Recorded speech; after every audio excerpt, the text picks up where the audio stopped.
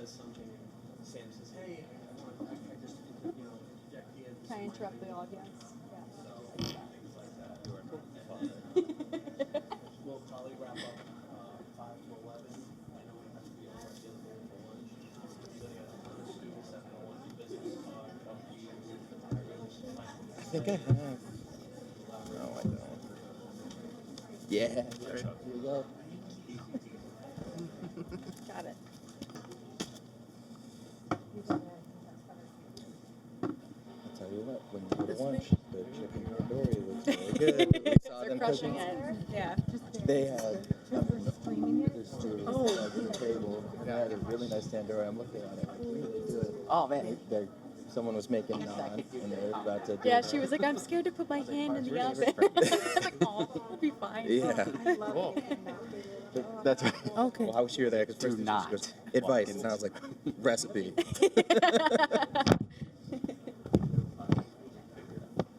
Thank you. Good idea. So how often do you tell me to recruit? Just like relatively new? Every time you do doing it. practical and Yeah. I try to get here every year. someone They're they kept spilling stuff. They're sweeping up, and they're spilling stuff, and the flu is just. do something. I just try my best to go to the schools. Great. It's just you, right? Yes, No one wants they were doing their senior buffet Yeah. lab I went to, Really? so it was like they were all like laser focused. You know, Did you get to see And your you need interns? I did. Oh, Yeah, good. That's it was awesome. good to see them. Yeah. I see mine too. I just don't know who they are yet, but Some out there. there's some. It's more of like banquet, seasonal help, my snack bar. Fill in where you guys can. Thanks so much for being here. Hey, brother. Do you happen to have any waters for the candles? Oh, I'm actually looking at Julie right now. Is there any loose waters we can use for the candle? Like Bob's waters? Evolution waters? No, but we have. Loose water. Oh, yeah. We have. Hey, I'll take the person for 6 months. I'll take I have like 6 of them. Thanks, Zach. How many interns are you getting from Johnson & Wales? I know that. It's very, Is that the it's all preferred very- nomenclature? How long have you been She's bringing them right now. Awesome, thank Hey, you. Dr. Brown. I wonder how that Yeah. works with summer internships, though, because if Yeah. they're doing semesters, you're not doing a full Right. internship. Right. that handshake. Is that better? And from there, I was able to have I them was telling her, I was like, I'm in my second so trimester. hard. Yeah. So like, congratulations. Yeah, I don't know what that means. 15-day labs is different too. Yeah. The And 9. every other. Find a seat. Yeah, so you're doing like. You're Zach, sorry. I feel like you. I ghosted him. Then the 9-day turn and burn off to the next. Yeah. I think though that switching off days would be hard. You gotta get, And you can just get keep back. your brain focused. I agree with that. At least with every day, you were like, knew what you're gonna come into, knew what you were doing. And you know, it's hard for your two teachers to always provide housing? collaborate Yeah. too. Like you could have housing, and it's things $100.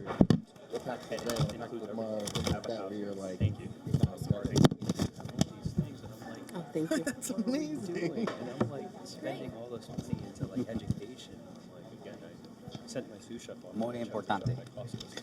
Thank you. You're welcome. This is vodka, right? That's absolutely. No Are me. you getting like certain JWU grads at least for like sous chef? Like who's Getting them into the clubs, I guess. It's a lot of. All righty. Good morning. A plus. 2 A pluses. All right, let's go. I like that. Thank you all so much for being here. I'm Chef Deladon. I'm the assistant dean here at the college. I don't know if I need to introduce myself, but I will. I just want to obviously thank you, very importantly. I want to thank Alumni Relations, Steve and Liza, someone, they're right here, for putting this together. I want to thank Chef McHugh for putting a lot of hard work into something he put together really with the college a few years back called A Chef's Journey. We had the opportunity to kind of dovetail the two events, alumni leaders on campus and A Chef's Journey, which we're calling this panel today. So thank you, Chef, for doing that. We really appreciate it. And of course, thanks to our alum for being here. We know how valuable time is. Time is very valuable. And for you to share that time and your expertise with our students is, we're indebted to you. And this is going to be absolutely amazing. It's going to be a great opportunity. So listen up, okay? Take notes. I think that's always an important thing too. because I'm a big proponent and a big believer in mentorship. Okay, mentors, what's a mentor? Someone whose moral compass points in the same direction of yours, someone you can learn from, okay? And mentors, I was telling the alum earlier, the mentors can be a lifelong relationship. You can have a relationship with someone for the rest of your time here on earth, okay? But mentorship can also happen in a brief moment, okay? You can spend 45 minutes with someone, you can spend an hour with someone, and you can learn something, or you can put a feather in your cap or something in your repertoire that can change your life, okay? This is why we put these programs together. Your faculty are probably wondering why I bug you all so much to come to these kind of co-curricular and value-added experiences, okay? And it's for your career building, all right? Finding a mentor, finding someone you can confide in, finding someone who you want to emulate, okay? We have a whole panel full of those people right here, okay? So please listen up. Take advantage of this opportunity. Ask questions. I'll be around with the microphone.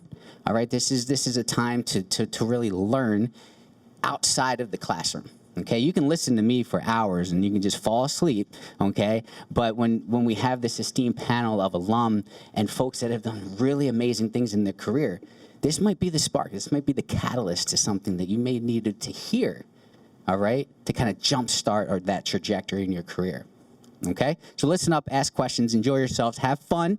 Thanks again for being here. We really appreciate it. And I want to introduce a colleague of mine, a good friend, fellow coach, fellow chef, Professor Ray McHugh, Master Chef, and all the other titles that come along with it. But let's all welcome Chef McHugh here today. Thank you, Dean Deladon. Good morning, ladies and gentlemen. How's everybody doing today? Good? Good.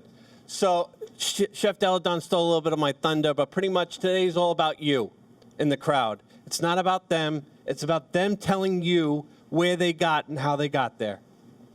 Some of you don't realize the opportunities that are ahead of you that you could take advantage of today to start thinking about your future. It's never too early to start thinking about, hey, where do I see myself 5, 10 years down the road? And today, some of you may say, you know what? I don't know where I think I see myself 5 or 10 years down the road. This distinguished panel was hand-selected. Some of them I know, some of them my former students, some of them I met for the first time today. We're going to do about an hour of questions that I have written. They're going to throw it out.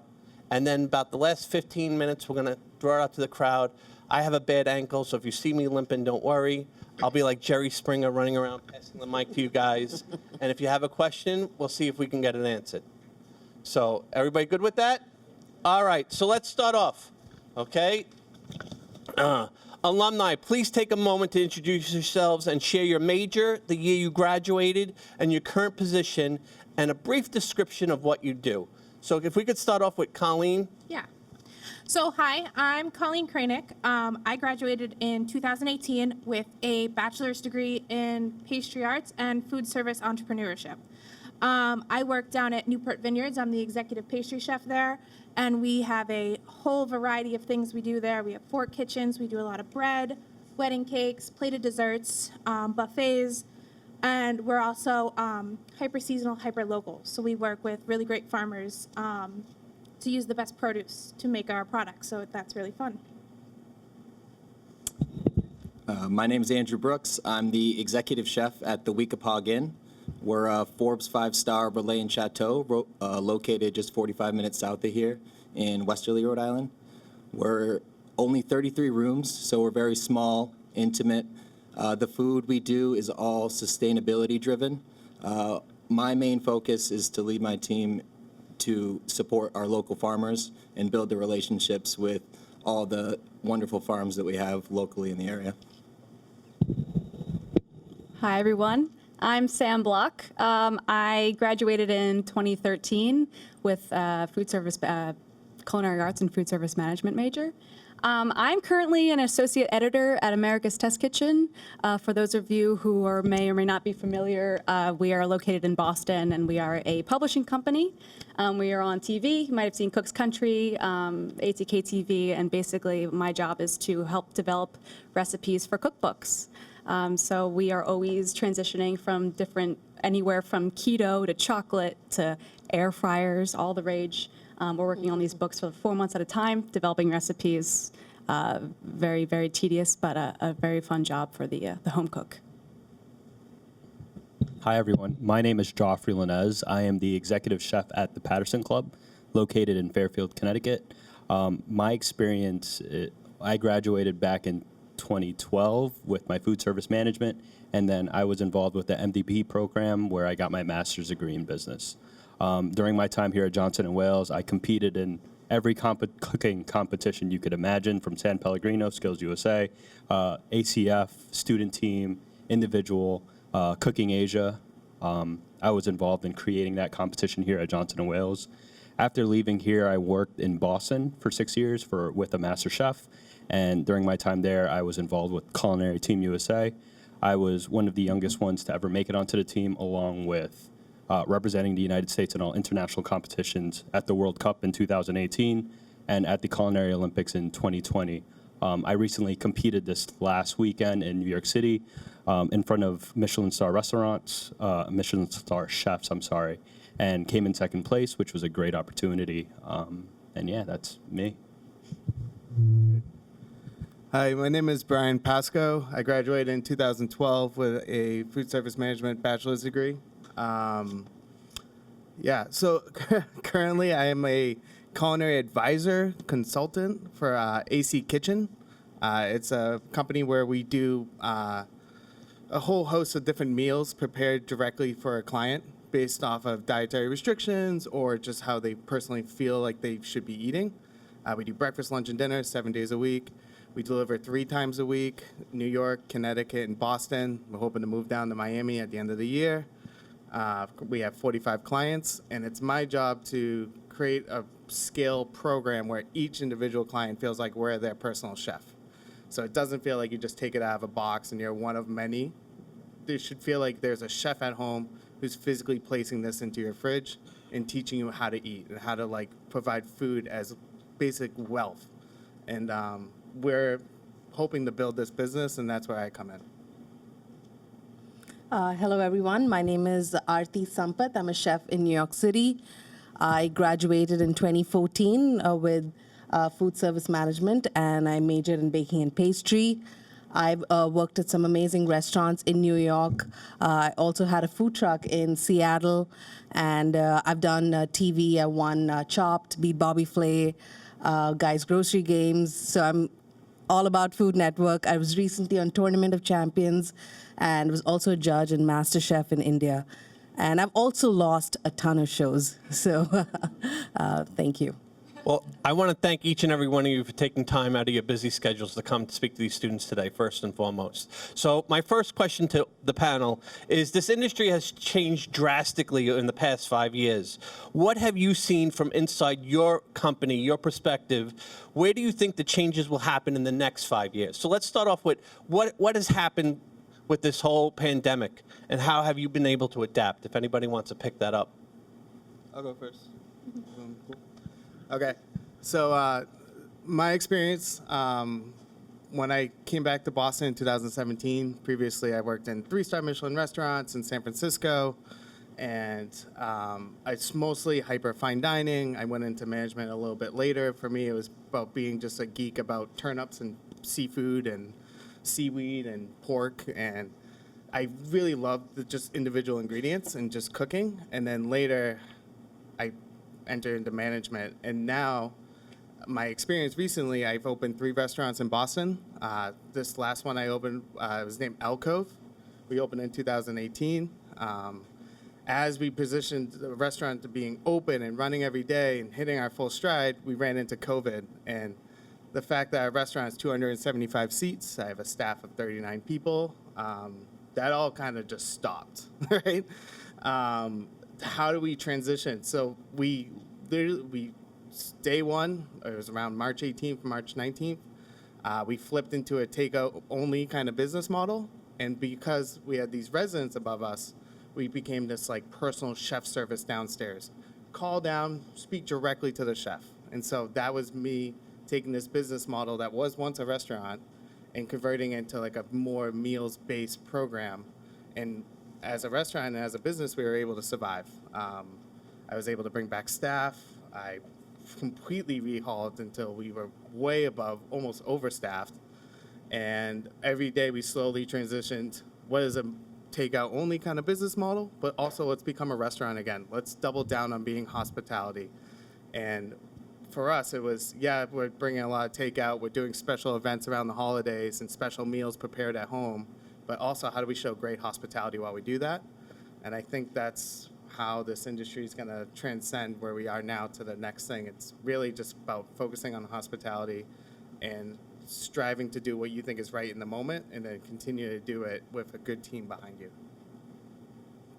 Anybody else want to jump in, chime in? I was working at a restaurant called the Rainbow Room, a very iconic place at the Rockefeller Center, and then I got laid off, and I couldn't understand as a chef, like I've been working so many hours, you're creative every day, and suddenly you just get to chill. So definitely the first few days were awesome, and then, anxiety kicks in, and I really had to go back to like cooking on my own, and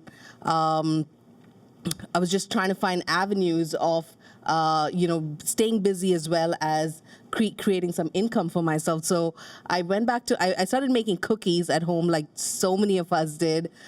So first few months were just, baking from like a little toaster oven at home to, it really broadened my mind to understand how running a tiny business is so difficult versus like being a part of a big organization where you get a check every Friday.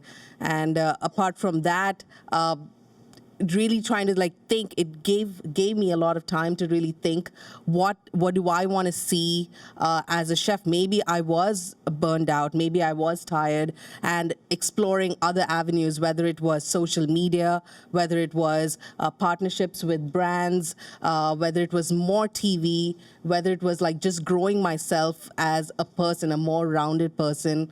And I mean, I didn't do the cookie business for very long. It was so tough, but I got into consulting, and I think a lot of chefs have really taken the time. I think the past few years have been that where people have really looked at work-life balance, and it's not an industry where you're just killing yourself anymore. It's way more respectful. I think you're really taking the time to understand if this is a right fit for you. So I think that's been a major change. Awesome. Colleen, you had something to say? Yeah, and I would just build off of what Arthi just said. I think the chef industry, especially after COVID, we had this huge pause, and I think it's more, getting away from that burnout, like working extremely long hours life. I think it's more about finding a balance of being a chef, loving this industry, having such a passion, but also being able to like develop your, work-life balance, having hobbies outside, not just living, breathing, eating. We all die hard food, but that can lead to like you just thinking one-track mind all the time. Eating healthy, working out, having a balance of, your love and passion for what you do, but also living a healthy, balanced life. Awesome. Thank you very much. Sam, I want to throw a question out to you because you're America's Test Kitchen. Yeah. What's hot right now, and where do you see food going in the next couple of years? Because you really have your finger on the pulse. Yeah, I mean, I just wanted to first say that just from the America's Test Kitchen standpoint, it was pretty bizarre because, like everyone else getting shut down, we're testing recipes with teams, so we're calling tastings into a room and going through it and talking about what needs to be changed, what needs to be altered, how can we make this completely foolproof, to then hosting Zoom tastings, which was a very interesting experience to say the least. We would sort of pass recipes from house to house and see that, and we were still able to manage a very successful team. And in terms of the industry, it seems like there are some good things that came from COVID, and I think one of those is the interest in home cooking. It seems, people were making sourdoughs and cookies and sort of, so that was really exceptional for us. I can't really complain. In terms of the future, I feel like we are looking for gadgetry is a great thing for us. I think we're seeing air fryers and Instant Pots and all these sort of interesting recipes and equipment that we also do a lot of testings for. We have a tastings and testings team that tests multiple equipments to tell you what is the best kind, why you should get it. Yeah, I think it's a lot to do with getting to the end faster. Seems to be the way. Chef Lenez, what do you see in private clubs? What are your members asking for as far as some trendy foods? What are you putting on your menu right now? So currently, during COVID, we did the whole takeout business and, again, hospitality. With our membership right now, they want to go to a place that they feel safe. So at our club, we go through the whole sanitation and all of those procedures that we learned here at Johnson & Wales. But also, we have different outlets. I operate 4 kitchens. I overlook those. And each outlet is different. My a la carte dining dinner service is more fine dining in a way. Fine dining as in really nice, elegant, tasty food. And it doesn't matter if it's a chicken sandwich or it's a piece of halibut that's been seared, glazed, and basted multiple times. Whatever we do to that piece of food, it's done correctly. And it's treated right. And I feel that same way with all my different outlets that I overlook, whether it's a chicken tender that we're frying, but that fryer has to be cleaned every 2 days to make sure that it's top quality, right? And it's the right chicken tender. I go through different chicken tender tastings. It's funny to say, but again, you guys all know a good chicken tender, right? That isn't breaded too much, that it has the right amount of meat, that it looks good, right? So those are the things that we're looking for in country clubs. Andrew, anything you want to chime in, or are you good? I think from the luxury hospitality standpoint, our goal is to always create unique and memorable experiences for our guests, and finding unique and innovative ways to do that through COVID. Perfect example, at the Ocean House, at 5 p.m. during COVID, there would be a bartender rolling a bar cart through the hallway, knocking on your door and offering to make a cocktail because we couldn't offer bar seats. It's always finding the new ways to surprise and delight our guests. It's fun. For us to be able to create these new experiences for the guests, it really challenges and pushes us as a team. The guests that we cater to are very high end. They're paying over $1,000 a night to stay with us. So we want to make sure that the experience that they have is top notch, the best that it can be, and really drive that sense of luxury home. Thank you so much. Different perspectives really get to open your eyes and see different things. I want to switch it up a little bit. Here's a question for you guys. What qualifications do you seek in a new hire, and what kind of skills are you looking for? You have a room filled with prospective employees, so they want to know, what are you looking for when you interview? If I could, positive attitude. I look at a resume. I would rather hire someone with 0 experience who walks in the door, looks you in the eye, smiles, is happy to be there, excited to learn, over someone with a very impressive resume with a poor attitude. With the new setting that we have post-COVID, as Chef was saying, work-life balance is important, and what we're trying to do is build a positive work culture. I want the people on my team, in my kitchen, to be happy to be there. Nobody chooses this life because they love working on holidays and love never having a Saturday off. We choose it for the love of the art. And I want to have a team who is happy to be there and willing to learn. I think the willingness to learn and the positive attitude are the top 2 things I look for. To be completely honest, the experience doesn't mean anything to me. I want you to want to be there, want to learn, and want to be part of the team. Chef nailed it right then and there. And for me, it's being passionate, like Chef said, but also goal-oriented. Chef McHugh, I was a student of his probably 12 years ago, and I was in the hallway, and I was like, Chef, I need to know what I'm going to do with my life. And me and him had no relationship at that point other than I took his class. And he said, where do you see yourself in 3, 5, 10 years? And that kind of really hit the spot for me, because then I had something that I was aiming for. So that's what I like to question or ask during the interview process is, where do you see yourself? What do you want? And it could be anything. You could say, hey, I want to be a millionaire by 40. And that's true. You can. Anything is possible in life. It's about how bad do you want it. And chef would always say that to me too. It's how bad do you want it, and be careful of what you wish for, because as you obtain those goals, you want more and you want more, and then you start going in this tornado, and it's great, and then you catch yourself, and then COVID actually took me kind of 10 steps back and was like, hey, I just got to live for the moment right now. Yeah. So.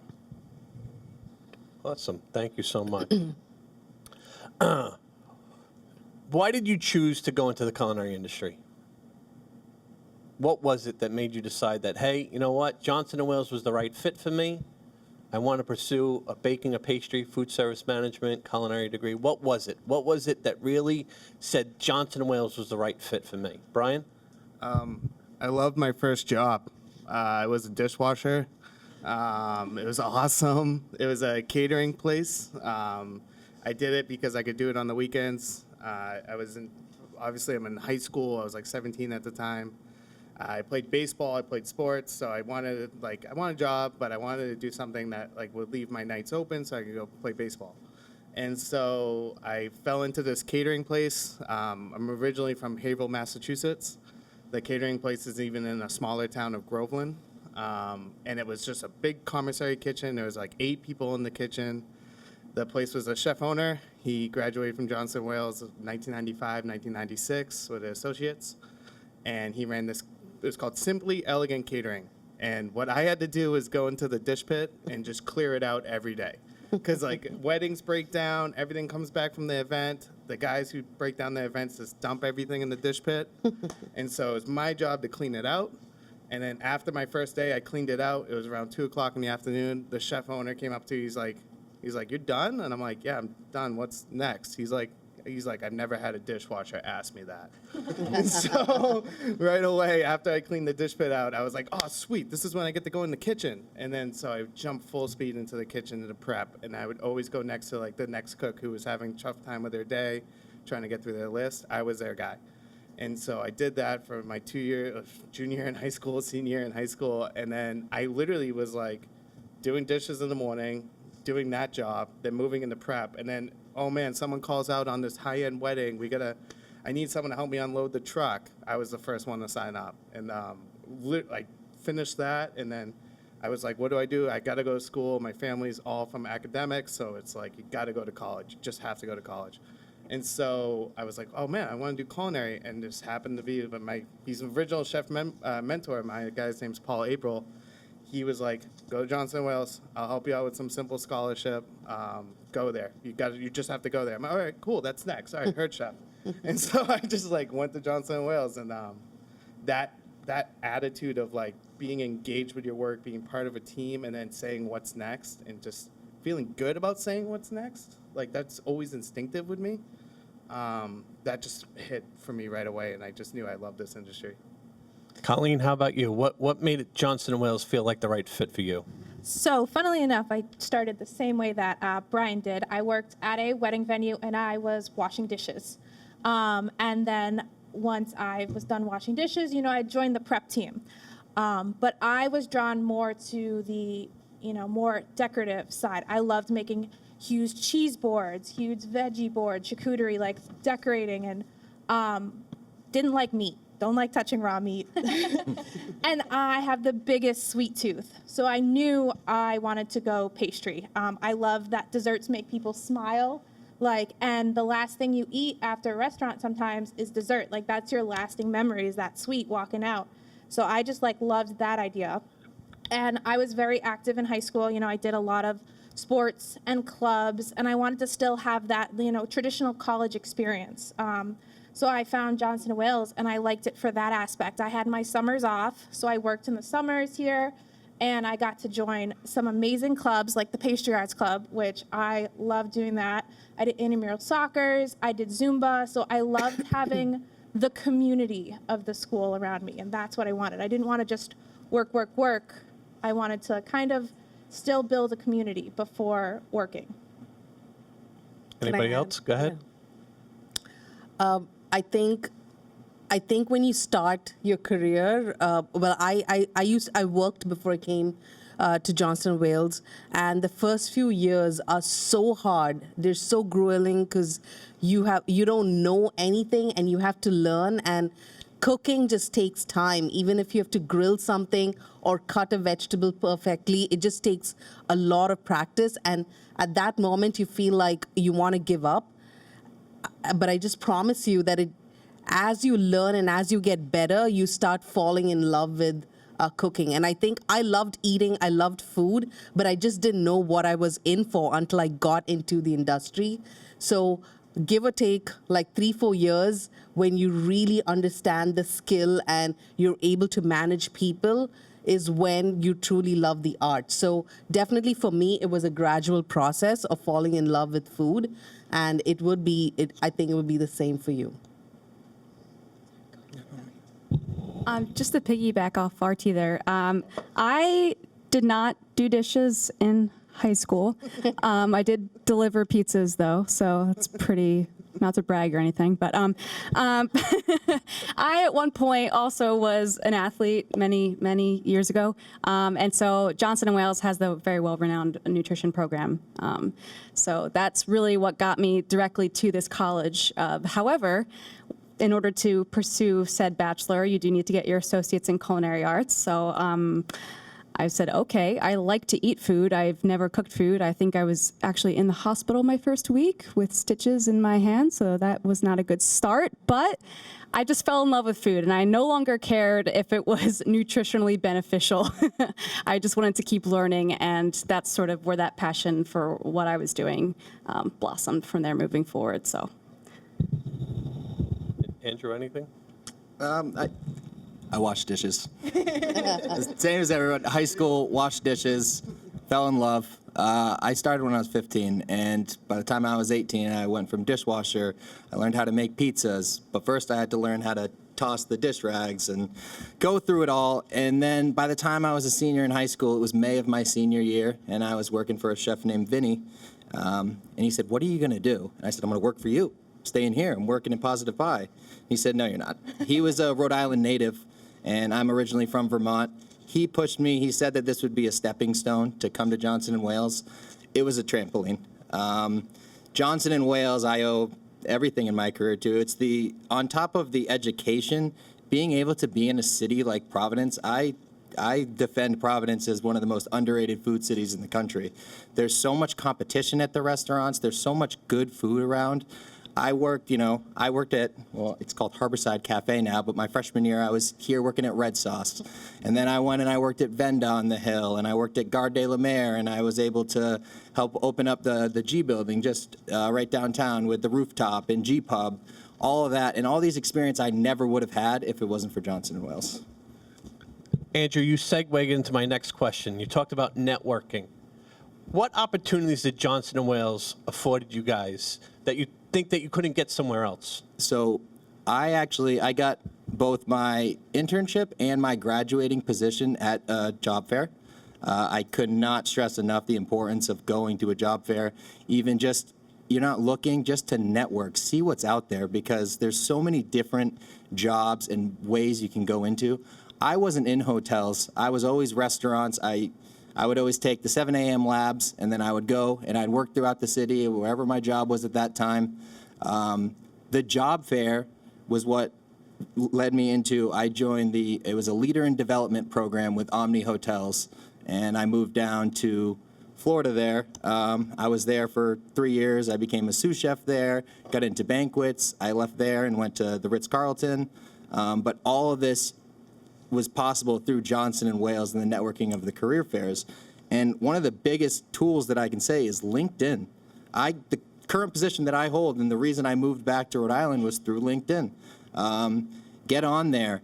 Look at what other people in the industry are talking about, what they're achieving, what they're testing, trying. There's so much evolving in the industry, and really, don't be shy. Get yourself out there. And I know that industry professionals, they want to meet new people. They want to meet up-and-coming chefs like yourselves. So I really say that be confident and get yourself out there as much as you possibly can.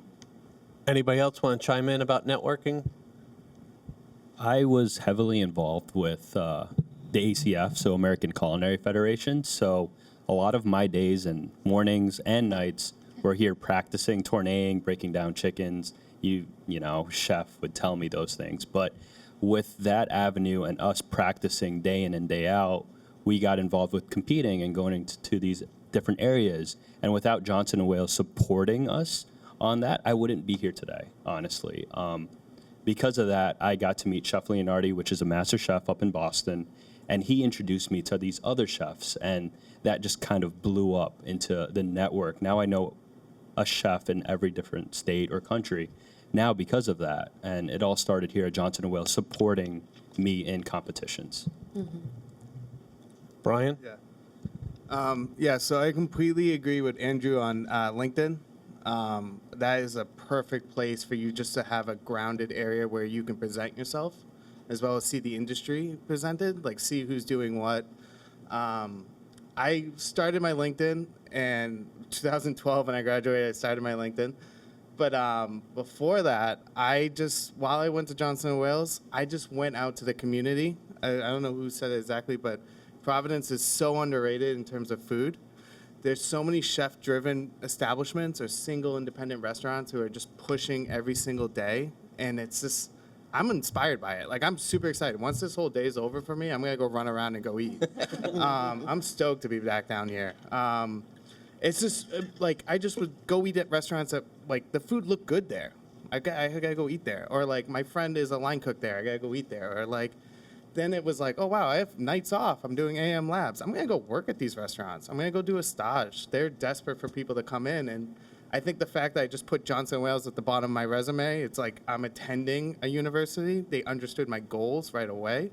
And so I got into the best restaurants in Providence where I was just cooking every day and felt engaged with the food and the community around here and being like, oh, he works at this restaurant? Oh, let's all go and eat at this one that like when we have a day off. Let's go to this one. And so right away that community like taught me how close it was to, yeah, I'm networking with my potential employer, but really I'm networking with my colleague.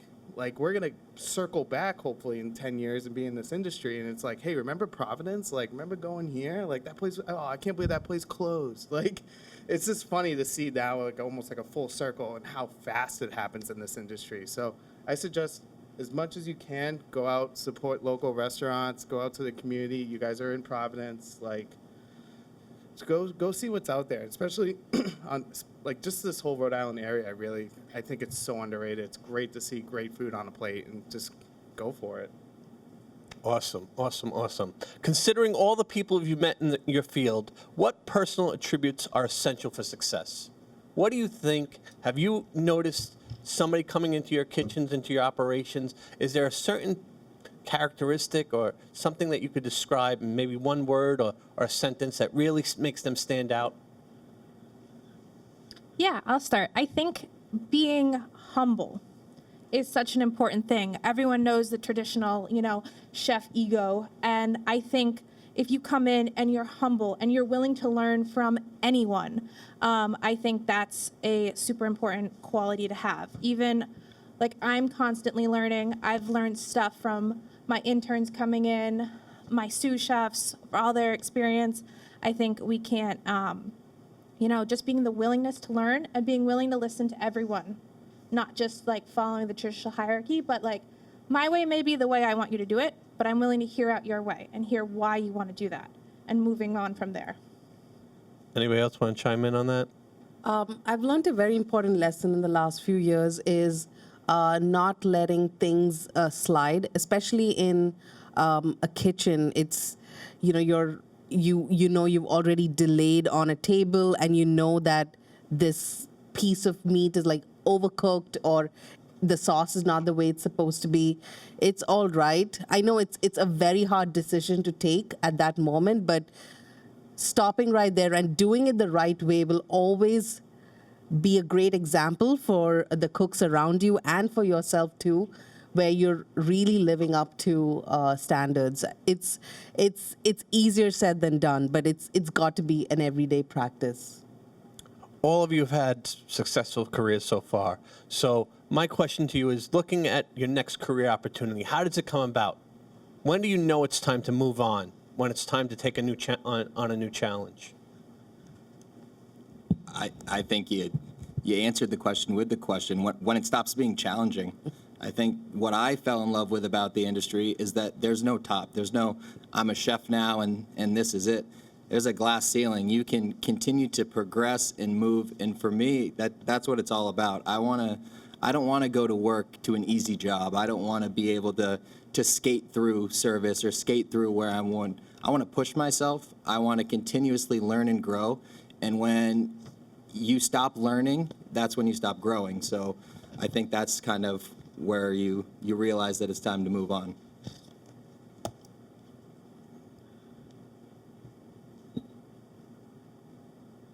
That's a great answer. Yeah. Yeah. Nice. Andrew nailed it, so we're just going to leave it there. Okay. What are some challenges you face day to day that these students wouldn't know about, being a chef or being in where you are in the industry? You want to go first? Yeah, can I go on this? Go. So, as an executive chef at a country club at this point in my career, it's the financials. No one really thinks about those things. You know, the cost of a towel, an apron, a hat, the uniforms. We take all that stuff for granted. And especially with food, with everything rising up in price, we have to be conscious about those things. And again, in the beginning of my career, I just focused on cooking very well. But at my place now, I kind of let everyone kind of dig in or understand that, hey, you want to bring in truffles, that's great. What are we going to do with the truffles? How much are we going to sell the truffles? Do the membership want truffles? Because if it sits, what are we going to do with it? How do we preserve it? How do we go about these things? And you know the cost of it? And we go through these procedures on having our cooks understand that, so it kind of goes hand in hand. Yeah, so I completely agree with that. That's so funny. You just, same thing. Yeah, I think it's like, okay, so like there's the operational standpoint of a restaurant for me right now, it's prepared meals business, and it could be a whole bunch of different things. And that's your operational standpoint. Being a chef that's well-grounded in technique, like that's why I stress so much, like just focus on the craft of cooking and what you love to do. And then as you move up, don't shy away from understanding the operational aspect of a business, and don't shy away from management. Like learn how to manage people, learn how to get people to do what you want them to do in a way that they want to do it. They actually want to do it. Like teach them that. And so I'm grounded in my technique. I'd be sharpening my knife on my stone. I look over to the right, I'm like, uh-oh, someone's missing. Next thing you know, it's like, uh-oh, I'm driving to the hospital. Like, it's like taking care of that staff of like, you could be focused on yourself, but as you move up in your career, you're now supervising everyone. And it's, in my kitchen right now, not everyone wants to be a chef. I have some people who work 3 jobs. They work AMs with me, PMs are working somewhere else, and sometimes they work a 3rd shift cleaning out a commercial building. And so connecting with those people that love to work for you, not just the next whoever coming up, but also the person who's counting on you for a consistent paycheck and a consistent work environment, like you need to connect with those people. So go out there, go learn a language, go learn these people's like walk of life. Like I've had a lot of like just being in Boston, trying to staff my restaurant and just having mostly a Latino staff, it's understanding their day, like their life. Like I'm not gonna judge them if they're 5 minutes late because I know the Orange Line doesn't work in Boston. Like it just doesn't. Like there's a lot of people are stuck in East Boston because where else can you live? You got to go live in a room with 6 other people in East Boston just to try to strive every day. And so I know that feeling because I did it in San Francisco while being at a 3-star Michelin restaurant. Like I know what it's like when you get out of work at midnight and you miss the last bus. Like you can't pay for an Uber because you don't have money.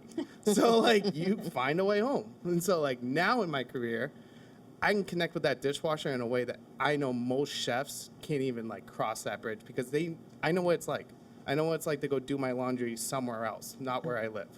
Like these are simple things, but if you can connect with your staff, like that's huge. And that's a daily thing in my life where I'm writing a recipe or I'm thinking about a menu, but the base principle of it, I'm thinking of my staff. I'm thinking of the people that work for me and like how to engage them as much as I am engaged.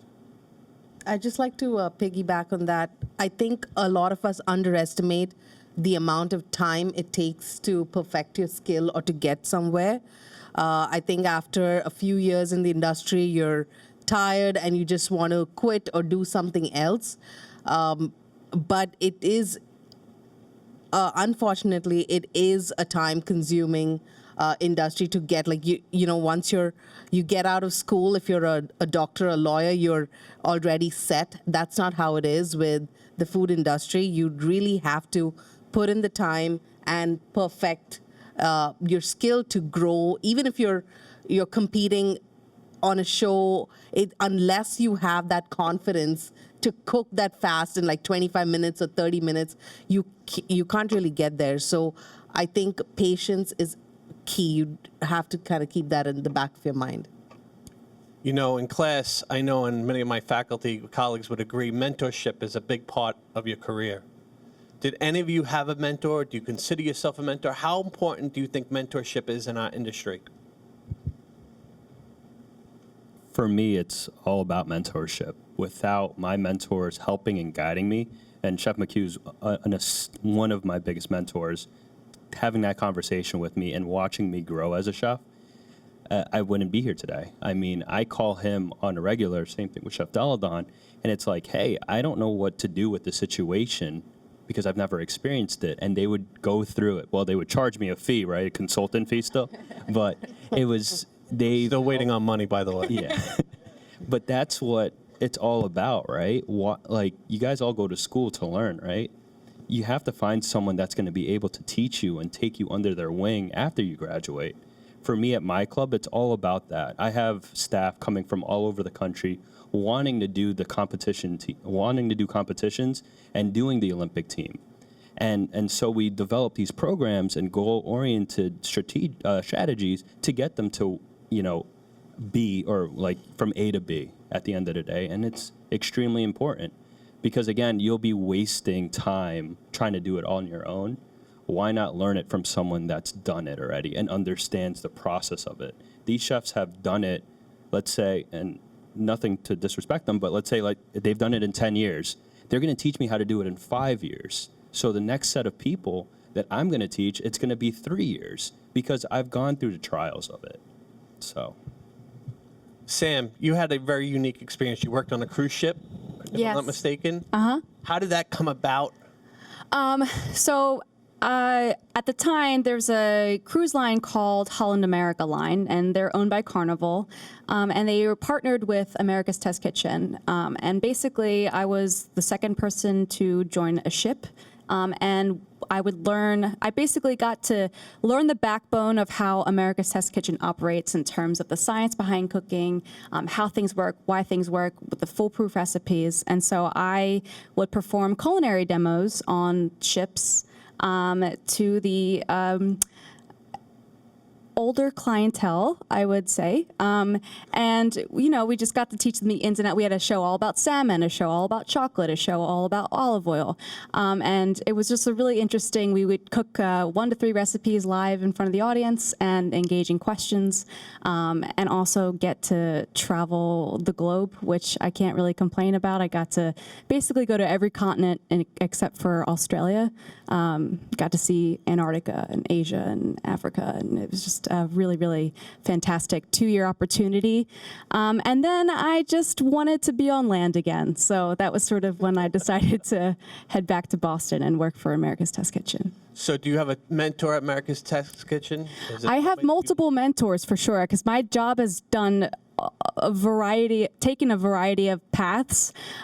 So my book editor, Dan Zuccarello, who hired me from the beginning at America's Test Kitchen, he really just like never made me feel that I wasn't supported, and the team at America's Test Kitchen really is that way too. And I had a mentor on Holland America who taught me to get my sea legs, and yes, you do get seasick, but you can get through it. But yeah, it was an amazing experience regardless. Colleen, in pastry, I know it's tough to have a mentor. Do you have mentors? Yes, I do have mentors. One of my first experiences of mentors when I was working over at Gracie's for my internship, and I had the pastry sous there was just amazing to me. We worked together very, very closely on the line, and she guided me through not only learning the ins and outs of a restaurant, but also like guiding me through like life challenges and how to deal with issues. I feel a mentor is just more than just teaching you skills. It's teaching you like life skills, balance, like being able to talk to each other about like things and going through that. So I've definitely had many mentors. She's one of the one that sticks out. I have many chef mentors that I try to keep in contact with now. And of course, my executive chef, as I grow in my leadership, I can always go to him for like leadership questions, which is so helpful to have someone to bounce situations off with. So we can all agree that mentorship is extremely important no matter what. Yeah, absolutely. I think also reading biographies of chefs is like amazing. Sometimes you don't get to work with all chefs, but like reading Marcus Samuelson's book, John George's book, I really could get like experts about their life and how they dealt with certain situations. So I think like picking up a book or just listening to a book is really helpful and could be a great practice. Unbelievable, unbelievable. Even I'm learning something today, okay? Give me 1 second.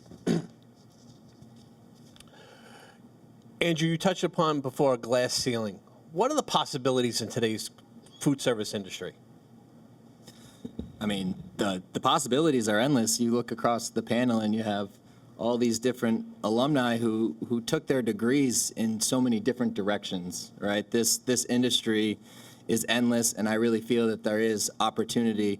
I mean, food is a global language. You can go anywhere in the world, and I had the opportunity working with Omni and working with Ritz-Carlton where we would have, 50 to 100 cultural exchange visas, J1s, come to work with us every year. So I've had the opportunity to work with people from the Philippines, Bali, India, Indonesia, just all over, Mexico, Dominican Republic. But through that, you find that there are times where you get people who come in, speak great English, and there's times where you get people in who it's harder to communicate with. But being able to teach someone how to do something properly in a kitchen is something that, it's a universal language. And because of that, there isn't okay, I have to stay in the United States. I don't know any languages. I don't know any other languages. But I'd feel comfortable and confident going around the world and being able to learn because you can communicate through food and you're able to work with people of different cultures, growing up different ways, speaking different languages, and really mesh together as a team. Yeah. Brian, go ahead. Yeah, so I think a big thing, and this is something I've been doing recently over the last, I would say, 3 years, is to like learn when you hit a certain transition in your career, learn to like self-promote yourself. Like you are a valuable person. Your time is valuable. Your skill that you learned is very distinctive. Like use that and apply it every day. And so for me, like where I'm currently right now is as a consultant, culinary advisor, honestly, like I made that title for myself. Like I found a niche in the business where I built out 3 restaurants in Boston literally from scratch, like quotes, chasing down vendors, looking at concrete properties. Like I'm learning these things. Someone's paying me to learn this and to be good at it. Now that I've achieved that goal, I've opened that restaurant, it's running, it's doing well, or I crisis management control with a large restaurant and now it's running great. I took that and I self-promoted it to a way where I'm now a consultant. And now I'm working with a prepared meals company, and they just want to hear me talk. They just want to know my opinion. They want to know what I taste. They want to know what I think of staffing, what I think of packaging material. I'm like stressed out about packaging material right now. It's crazy. But I've brought myself to that area because I self-promoted myself. I know what I'm good at. I know what I'm not good at. And I know what I can constantly be working on. And I've done it while I'm working. While I'm working for someone else, I'm learning this, I'm applying this, and then what's next? I'm gonna do that. And so I suggest if you feel like you're hitting a ceiling or wherever you are at work, like, don't worry, double down on yourself. Like, really focus on yourself and show that to your next employer or show it to your current employer. I don't really know, or go off and start your own business. Like, these are all steps you can take. Don't worry about so much about hitting the ceiling. There's plenty of like opportunity if you just take a quick right or a quick left. You guys learning anything today or what? Yeah. I see a lot of heads bobbing, going up and down. I got one final question. I'm going to open it up to the room. You're going to raise your hand. I'll run over and we'll start. But here's my final question for the panel. What advice do you have for students here about the future? Positive attitude is the key to success. That is the biggest advice I can give, as well as get out there and work. I think that across here, it sounds like we all found time to go and work while we were in school. I know the 7 a.m. labs were my best friend. Get that done, then you get to go out, work in the industry. I think the only way that you're going to know if this is really what you want to do, if you want to pursue the chef side of it, or do you want to go to the front of the house, or do you want to explore becoming a somm? There's so many different ways that you can go about it, and the only way that you're going to know is going out and experiencing it. And you are in the perfect place to do that, because there is an endless supply of fantastic restaurants across the city, and everybody's looking for help. And I know that everybody would be very happy to hire a Johnson Wales student to get their foot in the door and to really let them have the opportunity to see if this is the industry that they want to continue pursuing. It's better to find out now than to wait all the way till you graduate and then take a job, maybe doing something that you don't want to do.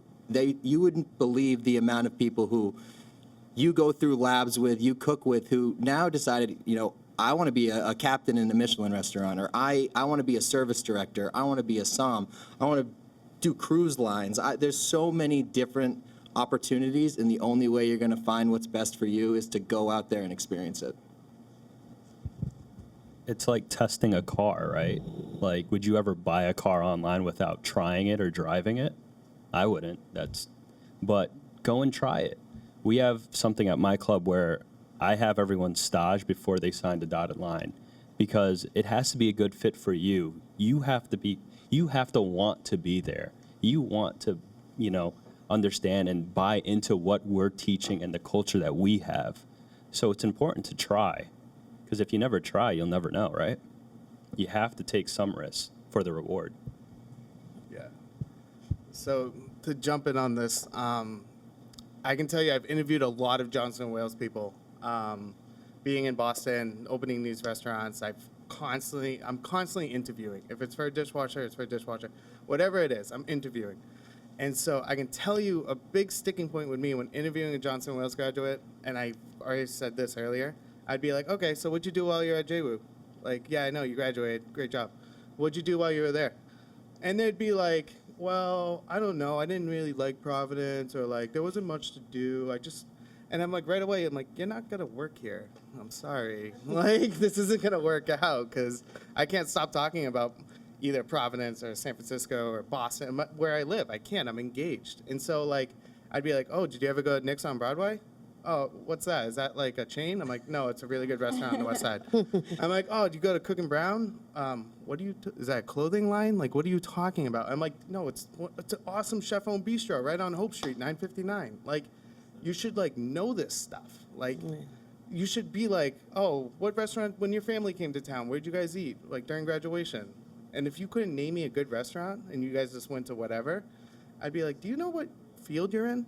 Like, you want to be in a field that supports chefs, people who love food, who love hospitality. Like, that's a big sticking point for me when I interview Johnson Wales kids. It's like, or graduates, sorry. It's, what'd you do while you were in school? Like, tell me about the culture. Who'd you hang out? Like, you have to be engaged. And so I just, as you guys go on, just please explore what's around you, explore how you feel about it, and then you're going to work with engaged chefs in the future who are going to want to know these answers. And if you aren't prepared, like, that kind of tells me a lot. And so please, just don't be afraid. Look around, engage yourself, because you're in a lot right now, but there's so much more out there, too. So if I could sum it up, Brian, take off the blinders. Right. So I know somebody in the crowd's dying for a question. Let's just get a hand up. All right. Yeah, what you guys do in your last year or so here to set you up for your future and your career? Anything particular that you did when you said, hey, I'm going out into the industry, there's something I got to accomplish before I do that? I was able to back when this was in trimesters, back in the day, I spent my last trimester in the language and culture immersion program, where I live with a host mother in La Rochelle, France, and just got to dive into the culture of living abroad, and that sort of engaged my eyes to traveling, and that's sort of pivoted me towards the cruise line industry moving forward. But I also just wanted to say really quickly, just advice, one little thing is just, this is your time to be selfish.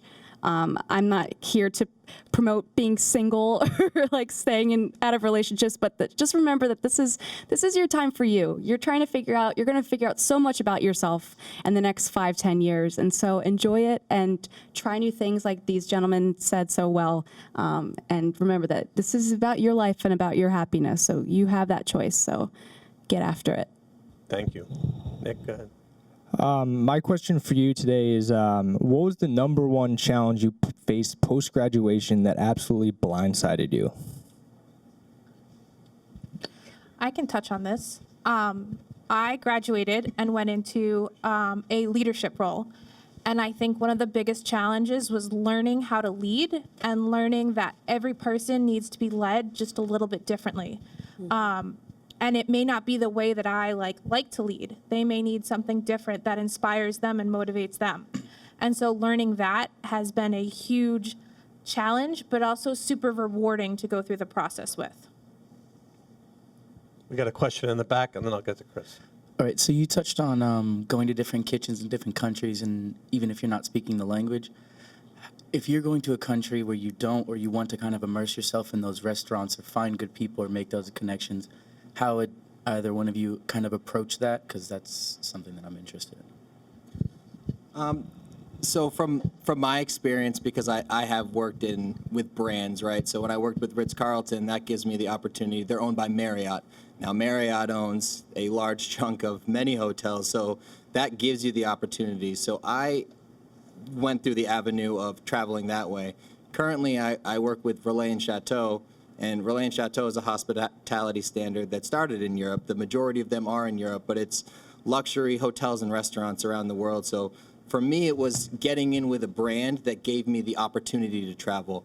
I grew up in Vermont. All my family's in Massachusetts, New Hampshire. I'm just locked in New England. I didn't have the opportunity to travel, so I got with brands that gave me that opportunity. I didn't know what Amelia Island, Florida was, but Omni brought me there, and it's through these companies and different hotels, and that's the route that I took, and that was a lot of the reason behind it, is because it gave me the opportunity to go places that I never would have been able to go. Excuse me, I have a list of questions, but I'm going to go with most important for my minor. In the beginning, you guys talked about the quality of food, that you're testing chicken tenders over and over again with your oil. But for both you and America's Test Kitchen, the quality and the quantity of food that you guys are producing daily, what are you doing about the sustainability of that? Like for America's Test Kitchen, you do all these recipes. Where's the end product go at the end of your day? Like, is it going to the society? Or is it going in the trash? Is it going in landfill? Pig bucket? Okay. Well, fortunately, what separates America's Test Kitchen from the rest of the panel is that we are cooking recipes. These are for home cooks. So, I mean, generally speaking, they serve 4 to 6 people, depending on the cookbook. We have a cooking for 1 book, cooking for 2. So with that being said, we fortunately have plenty of people in-house to eat the food. And what's also pretty awesome is that when the food doesn't get eaten, it gets packaged and put in what's called the take-home fridge. So any of the other employees that aren't necessarily test cooks, they could be working in digital or IT, you'll just sort of see them like vultures sort of follow you with your containers of, lemon cake and ice cream and cookies for them to take home. So everything does get eaten. Just like the wait staff at a restaurant. Exactly, yes. Chef Lenez? Sam hit it on the spot. Again, when you throw something away, that's money that you're throwing away. So we utilize it in all different aspects of our kitchen. So whether it's going to be a special or whether we're going to try it in the front of the house or just giving it to someone in a different department, we never want to throw anything away. And that's, in competitions, you do the same. You get judged on those things of understanding how to utilize every piece of whatever you're doing. Chef McCall, you have a question over there with the microphone? Go ahead. If I wanted to get a job in a test kitchen or something like that, what do you feel would be the best major to achieve that?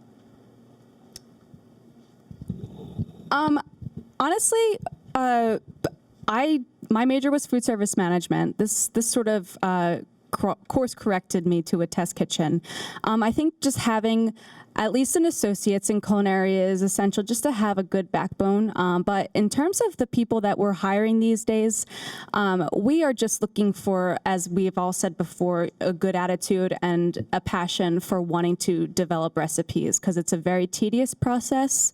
It's sort of, you kind of got to get off your pedestal because your job is to get criticized every single day based off the recipe that you kind of hope you find mistakes and issues so that you can fix them.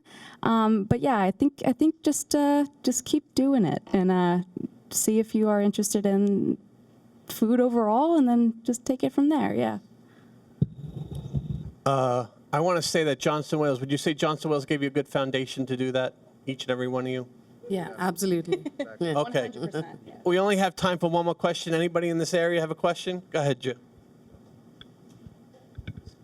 Hi, in such a cutthroat industry where it's really nonstop, how do you find that balance between having a family, your social life, and always trying to be the next thing and always constantly chasing that challenge?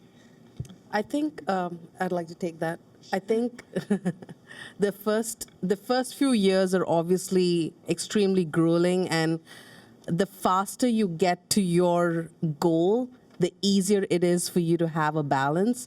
I mean, that's how I dealt with my life. Like the first few years, you have to put in the time to become a better cook, to become a great manager, because I think a lot of us sideline that you've got to really manage people at the end of the day. So really working hard the first few years and getting where you want to be, and then you can be choosy about the jobs you'd like to do, about picking and choosing what fits your lifestyle. So you got to climb the ladder like everybody else. Right. Nobody starts off the top. Everybody's got to start from the bottom. Yeah. I lied. We do have one more question in the back. Go ahead. Hi. What advice do you have for starting and maintaining a restaurant? Sorry? For starting and maintaining a restaurant. What advice do you have? I can do that one. Brian, this is right up your alley. So for me, on what I've learned very quickly, it's learn how to identify who you're working with and who you're working for. Opening a restaurant is extremely difficult. The margins really don't make sense. The investors, people who give you money, also kind of don't make sense. They're a little weird. But just learn who you're working with and who you're working for. I can do the hours with this person. I trust this person's consistent with me. Great, let's go do the restaurant. Who am I cooking for? How are they going to respect the product that I put out? And do they like the product I put out? That's a major element to what your restaurant's going to be. So again, if you're going out to start your own business in food, especially a restaurant, identify who you're with and who you're cooking for, and just push every day. Wow. Colleen, I want to give you a shout out. Tomorrow night, you're going to be right here, right? Yes. Doing a demo for the Pastry Arts Club. Yes, I'm doing a plated dessert demo, and I'm so excited. Anybody know what time? Do you know what time that is, Colleen? What was that? What time's taking place here tomorrow? 8 p.m. 8 p.m. tomorrow. So if you guys are interested, I want to thank all the panel. I want you guys to give them a round of applause for taking time.